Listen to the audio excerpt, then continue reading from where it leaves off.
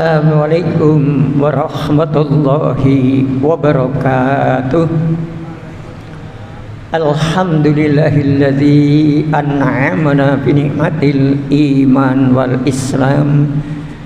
Asyhadu an la ilaha illallah wahdahu la syarikalah wa asyhadu anna Muhammadan abduhu wa rasuluh. Allahumma shalli ala Muhammad wa ala alihi wa sahbihi wa man tabi'ahu bi ihsanin ila yaumiddin. Qala Allah ta'ala fil Qur'anil Karim, a'udzu billahi minasyaitonir rajim, wa atiullaha wa rasul la'allakum turhamun. Shadaqallahul azim. Ibu-ibu, bapak-bapak, seluruh jamaah salat zuhur yang dirahmati dan dimuliakan Allah Ta'ala, tiada hentinya kita untuk senantiasa bersyukur kehadiratnya. Alhamdulillah, di siang hari ini kita mendapatkan suatu hidayah dan taufik dari Allah, yaitu diberi kemudahan dalam melaksanakan kewajiban. Begitu mendengar panggilan suara azan, kemudian kita cepat bergegas untuk memenuhi panggilan tersebut. Mudah-mudahan kita ini tergolong hamba-hamba Allah yang benar-benar muttaqin. Amin. Jamaah salat zuhur yang berbahagia, dalam kesempatan kultum siang hari ini saya akan menyampaikan sebuah hadis. Hadis ini agak panjang. Hadis terdapat dalam Fiqh Sunnah Sayyid Sabiq, nomor hadis 364, bahwa Rasulullah sallallahu alaihi wasallam bersabda, min afdali ayyamikum yaumul jumu'ati fihi khuluqi Adam wa fihi ubidu wa fihi nafkhatu wa fihi syaqatu fa aksiru alayya minas sholat fihi fa inna sholatakum ma'rudah alayya. Qalu ya Rasulullah wa kaifa tu'radu alayka sholatuna wa qad arimta. Faqala innallaha azza wa jalla harrama alal ardi an ta'kula ajsadal anbiya. Hadis ini riwayat Bukhari, riwayat Muslim, kemudian Abu Dawud, dan Nasai. Hadis ini berasal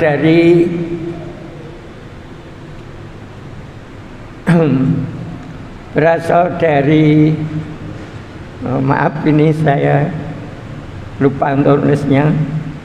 Yang arti dari hadis tersebut adalah sebagai berikut: harimu yang paling utama ialah hari Jumat. Pada hari itulah Adam dicipta dan pada hari itu pula dicabut rohnya, serta pada hari itu pula ditiup sangkakala dan dimatikan manusia. Karena itu perbanyaklah membaca sholawat atasku, dan bacaan itu akan disampaikan kepadaku. Para sahabat bertanya, ya Rasulullah, bagaimana caranya bacaan sholawat itu disampaikan kepada Anda, padahal waktu itu jasad Anda telah hancur luluh? Ujar Nabi sallallahu alaihi wasallam, sesungguhnya Allah azza wa jalla telah melarang bumi untuk memakan jasad para nabi. Nah, jadi ini hadis sahih. Riwayatnya ada 4 orang, yang dimana sering dikatakan bahwa hari Jumat itu Sayyidul Ayyam, hari yang paling utama dalam satu minggu itu ada pada hari Jumat. Maka hari Jumat itu kita diwajibkan untuk melaksanakan sholat Jumat. Oleh karena itu, bapak-bapak, ibu-ibu, kebiasaan non sewu pada malam Jumat itu kadang-kadang kita itu terlena. Padahal dalam malam Jumat dan siang harinya itu kita disunahkan untuk memperbanyak bacaan sholawat atas Nabi, kemudian juga membaca surat Al-Kahfi. Tapi rata-rata yang dibaca ketika malam Jumat itu Yasinan. Ya tidak salah, tidak dilarang. Tapi yang jelas-jelas ada dalil dari Kanjeng Nabi itu baca surat Al-Kahfi, surat ke-18, jumlah ayatnya 110. Nah silahkan setelah baca surat Al-Kahfi itu nanti baru baca surat yang lain, monggo. Tapi jangan sampai ini dilupakan. Ini termasuk wasiat dari Ustadz terkenal dari luar negeri, yaitu Syekh Jabir Ali. Dulu juga nyampaikan agar jamaah itu jangan sampai malam Jumat itu tidak baca surat Al-Kahfi walaupun hanya 1 lembar. Kalau sekali tidak mampu menyelesaikan, karena itu ada dalam Al-Quran kalau tidak salah itu ada 6 lembar kalau tidak salah. Pertama kita baca 2 lembar, berikutnya nanti malam atau pagi 2 lembar. Atau pendengar datang di masjid hari Jumat, datang agak awal, setelah sholat tahiyatul masjid baca surat Al-Kahfi atau membaca banyak sholawat yang disampaikan oleh Rasulullah Sallallahu Alaihi Wasallam. Karena ada keterangan bahwa orang yang paling dekat dengan Rasulullah di hari kiamat nanti adalah orang yang paling banyak membaca sholawat. Rasulullah SAW bersabda, awlan nasi yaumal kiamati aktsaruhum alayya sholata. Orang yang paling dekat denganku pada hari kiamat adalah yang paling banyak bersolawat kepadaku. Hadis riwayat Tirmidzi nomor 484, Ibnu Hibban nomor 908. Hadis hasan. Monggo nggih. Salawat Nabi lho mboten selawatan nggih nun sewu. Nah ini, jadi inilah yang mestinya kita hidupkan sunnah beliau ini, agar nanti di hari kiamat itu betul-betul kita memperoleh syafaat dari Rasulullah Sallallahu Alaihi Wasallam. Yang memperoleh syafaat dari Rasulullah itu bukan hanya yang karena banyak membaca salawat, tapi menghidupkan sunnah-sunnah beliau, termasuk sholat berjamaah itu niki. Habis sholat kita zikir, itu sunnah Nabi. Bukan habis sholat kemudian pergi, rugi nanti. Nah inilah jadi hadis-hadis sampaikan, barangkali panjenengan setiap malam Jumat itu hanya buka HP, tidak ada jeleknya Pak buka HP ini. Tapi nak suruh baca surat Al-Kahfi mungkin baru 1 lembar sudah ngantuk Pak. Setannya lebih tajam, lebih kuat untuk menggoda orang mau baca Al-Quran. Monggo di awal-awal tahun Samsiah ini Masehi, ini kita tingkatkan ibadah kita untuk bekal nanti kita agar lebih dekat kepada Rasulullah. Nun saya bayangkan Bapak pendengar yang pernah ke Tanah Suci waktu di Nabawi, mau melihat makam Rasulullah dan sahabatnya Abu Bakar dan Umar bin Khattab aja, ya Allah sekarang ini sulit Pak, sudah diatur sedemikian rupa.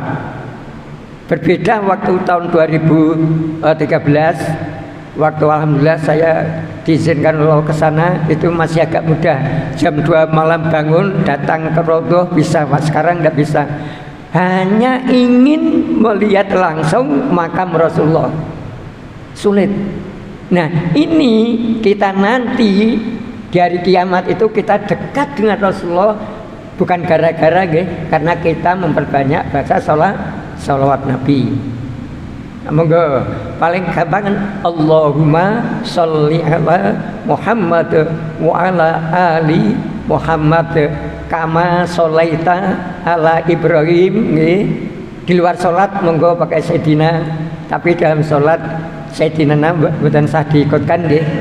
Karena waktu sholat yang disanjung hanya Allah. Maka Rasulullah waktu sholawat tahiyat awal akhir tidak baca Sayyidina Allahumma sholli ala Muhammad wa ala ali Muhammad kama sholaita ala Ibrahim ila akhiri.